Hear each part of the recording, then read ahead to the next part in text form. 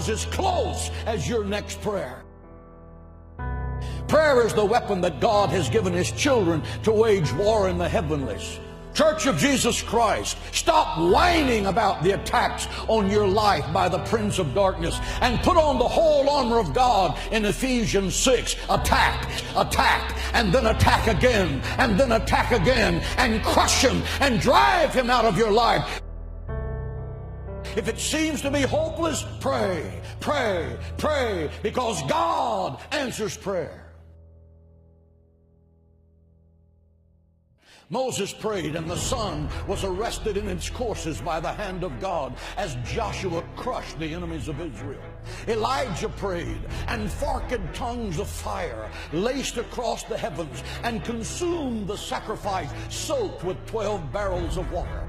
Hezekiah prayed, and I'm talking about Old Testament prayer right now. Hezekiah prayed, and 185,000 Assyrians that surrounded Jerusalem, promising to slaughter every Jew in the sacred city. The next morning, Hezekiah rolled out the letter that General Sennacherib had sent to him, mocking his God and mocking the people of Israel.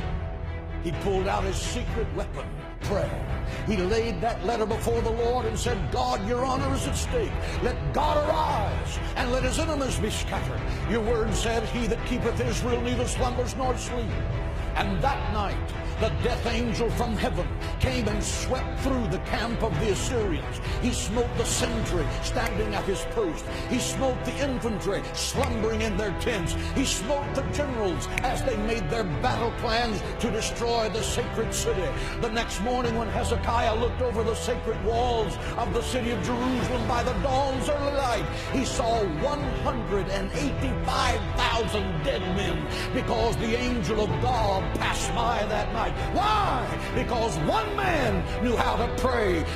He stopped an army and turned the destiny of a nation around, and you can too.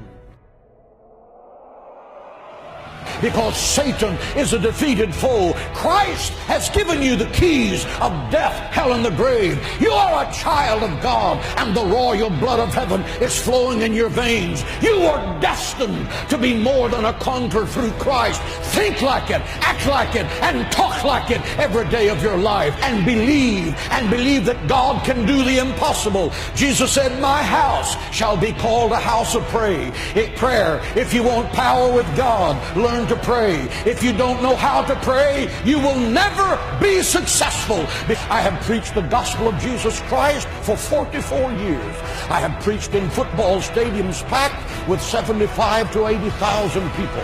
I have preached in the beautiful cathedrals of Rome. I have preached in the mud huts of third world nations. I have preached to millions of people around the world by radio and television. Why did it happen?